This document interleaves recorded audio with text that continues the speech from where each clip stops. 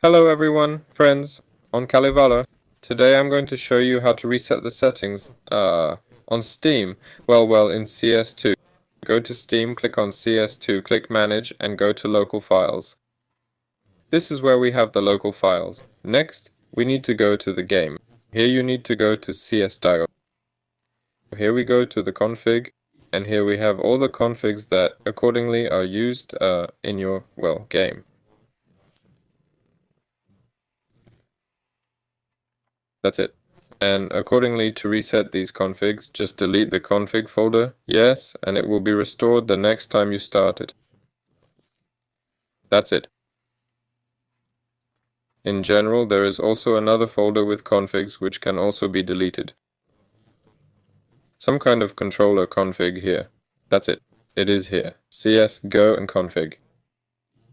You remove it too. That's all. Well, I was with you. Goodbye, everyone.